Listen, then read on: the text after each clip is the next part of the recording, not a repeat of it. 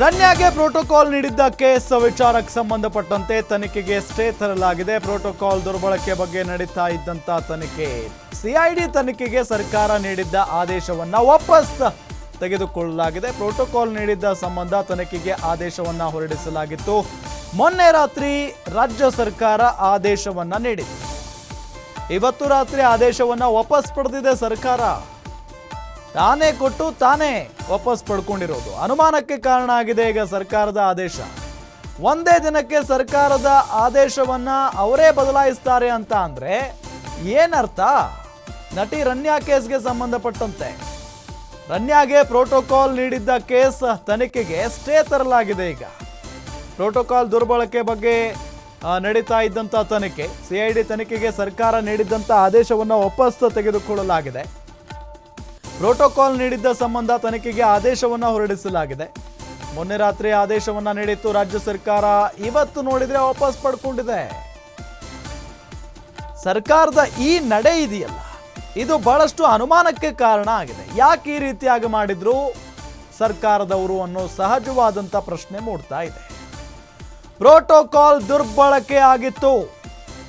ರನ್ಯಾ ಪದೇ ಪದೇ ದುಬೈಗೆ ಹೋಗಿ ಬರ್ತಾ ಇದ್ರು. ಆದ್ರೂ ಕೂಡ ಅವರನ್ನ ಯಾರೂ ಟಚ್ ಮಾಡ್ತಾ ಇರಲಿಲ್ಲ. ಅವ್ರ ಪಾಡಿಗೆ ಅವರು ಆರಾಮಾಗಿ ಹೋಗ್ತಾ ಇದ್ರು. VVIPಗಳೇನು ಹೋಗ್ತಾ ಇದ್ರಲ್ಲ ಆ ಒಂದು ದಾರಿಯಲ್ಲಿ ಹೋಗ್ತಾ ಇದ್ರು ರನ್ಯಾ. ಇದೇ ವಿಚಾರಕ್ಕೆ ಸಂಬಂಧಪಟ್ಟಂತೆ ಈ ಪ್ರೋಟೋಕಾಲ್ ದುರ್ಬಳಕೆ ಆಗಿದೆ, ತನಿಖೆ ಆಗಬೇಕು ಅನ್ನೋ ನಿಟ್ಟಿನಲ್ಲಿ ಸರ್ಕಾರವೇ ಆದೇಶವನ್ನ ಹೊರಡಿಸಿತ್ತು. ಮೊನ್ನೆ ರಾತ್ರಿ ಏಕಾಏಕಿಯಾಗಿ ಸರ್ಕಾರನೇ ಆದೇಶ ಹೊರಡಿಸುತ್ತೆ. ಈಗ ನೋಡಿದ್ರೆ ಆ ತನಿಖೆಗೆ ಬ್ರೇಕ್ ಹಾಕಿ ವಾಪಸ್ ತೆಗೆದುಕೊಂಡಿದೆ. ಸರ್ಕಾರ ಯಾಕೆ ಈ ರೀತಿಯಾಗಿ ಮಾಡ್ತು? ಒಮ್ಮೆ ಒಂದು ಗಟ್ಟಿ ನಿರ್ಧಾರವನ್ನ ಮಾಡಿ ಆದೇಶವನ್ನ ಹೊರಡಿಸಿದ್ದು ಓಕೆ, ಎಲ್ಲರ ಮೆಚ್ಚುಗೆಗೆ ಪಾತ್ರ ಆಗಿತ್ತು. ಈಗ ನೋಡಿದ್ರೆ ವಾಪಸ್ ಪಡ್ಕೊಂಡಿದೆ.